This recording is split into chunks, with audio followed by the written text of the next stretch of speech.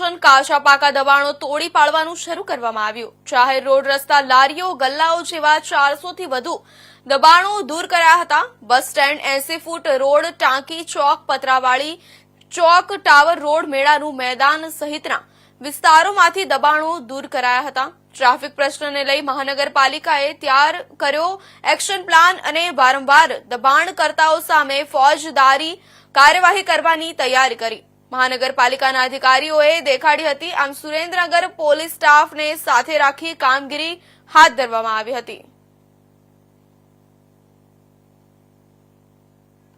દબાણ શાખા દ્વારા સુરેન્દ્રનગર ગુજરાત નગરપાલિકા અને મહાનગરપાલિકા બનાવવામાં આવેલ છે। મહાનગરપાલિકાની કામગીરી ચાવડા સાહેબ હેઠળ ડેપ્યુટી કલેક્ટર છે તે એમના કાર્યવાહી એમના હાથ નીચે અમે કરી છે અને સુરેન્દ્રનગરની અંદર ટ્રાફિકનો સમસ્યાનો હલ થાય એ માટેની આગળની કામગીરી છે।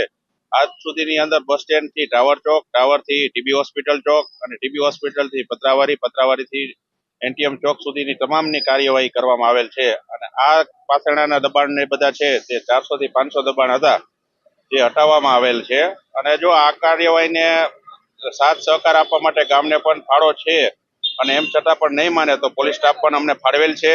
ટ્રાફિક પોલીસ છે અમારી સાથે, એ ડિવિઝન પોલીસ સ્ટેશન થી એ ફાળવેલ છે અને એમ આ નહીં કરે તો આગળની કાર્યવાહી કરશું। કલમ મુજબની જે કઈ કાર્યવાહી થતી હશે સત્તાવાર એ અમે કરવામાં આવશે અને આની અંદર કોઈ ધાક ધમકી આપતા નથી, કોઈ પણને શાંતિથી કાર્યવાહી કરી છે અને સ્વૈચ્છિક રીતે આવડું આ બધા રસ્તા ખુલ્લા કરે છે અને આ સાથ સહકાર આપવા માટે પબ્લિકને પણ વિનંતી છે કે સાથ આમાં આપવા વિનંતી। અને અમે આ માટેની આગળની જે લારીઓ ગલ્લા જે છે તેમને અમે આજની તારીખ એનડીએમ પાસે જે ભાડિયા કુવાનો તલાવ વાળો રસ્તો કહેવામાં આવે છે ત્યાં આગળ અમે ઓલરેડી આ લોકોને જગ્યા ફાળવેલ છે અને અહીંયા આગળ અત્યારે હાલની તારીખના 70% ગ્રાઉન્ડ પણ ભરાઈ ગયેલ છે।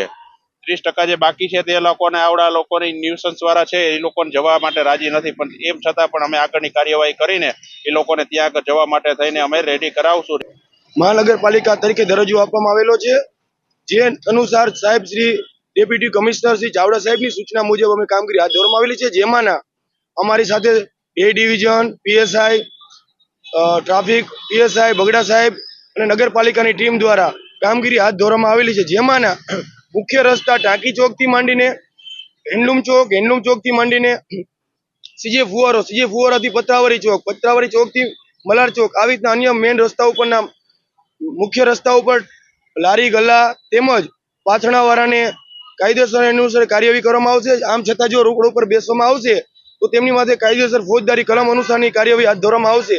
આમ છતાં લોકો માનવામાં નહીં આવે, અત્યારે 200 થી 500 દબાણો દૂર કરવામાં આવેલા છે જે શહેરીજનોને જાણ થાય અને આમ છતાં જો આ વસ્તુની કોઈ